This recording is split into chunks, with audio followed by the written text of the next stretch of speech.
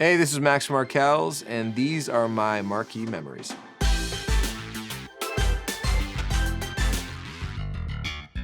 It would have been 5, 6, 7 years ago in Toronto, Scotiabank Arena. I always liked Bruno Mars, but then that night I fell in love with Bruno Mars. Even though he's a pop star, he's so much more than that. You know, he's an incredible musician. He can play every instrument. But the thing that I loved especially is that unlike most pop stars who really kind of go out of their way to be the center of attention and often their backup band is sort of like in the shadows, he rolls with the crew. He rolls with the hooligans. And like wherever he went, they went. They were able to sort of like perfectly execute this sort of like drunken swagger the entire night. But on a dime, they'd all hit their marks perfectly. From that moment on, I was like, I need my hooligans. And we tour with a unit called the Northern Soul Horns. And during our shows, I'm like, guys, just come with me. And then we'll go out in the crowd and we'll have some fun. And that's very much inspired by Bruno.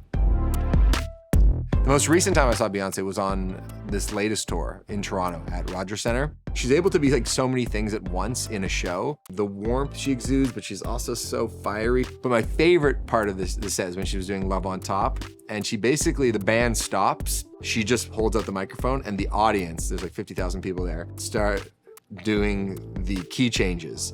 And so it was crazy that like 50,000 people actually executed the key change. And a kid in our section knew every word to every song, and he knew every dance move. And I was like, this might be more entertaining than Beyoncé herself. I was like, oh, that's a dedicated fan base. I think it's 2012, it's Toronto, it's Rogers Centre. And I went with a group of Springsteen diehards, and I'd always been a Springsteen fan. But then that night I fully understood why they were so obsessed. Springsteen comes out and he opened with a song that I didn't think I cared that much about, Work on a Highway. By the end of the song, I was like, this might be my favorite Springsteen song of all time. You make a different connection with a listener when you play the song live, and that's why it's important to play the songs live. And then throughout the show, he just kept on pulling tricks out of his hat. Somebody has a sign, a deep cut they want to hear. During the end of one song, he'd grab the sign, show it to his, 14-piece band, and then on a dime, 1, 2, 3, 4, they'd launch right into that song. At one point, he pulls up a lady whose husband had a sign saying, it's our 35th year anniversary, can you dance with my wife? And he brought her up for Dancing in the Dark. It's spontaneous. He's reacting to the people in the crowd. He's trying to make it memorable for everybody. He's the boss for a reason, and that night he proved it over and over again.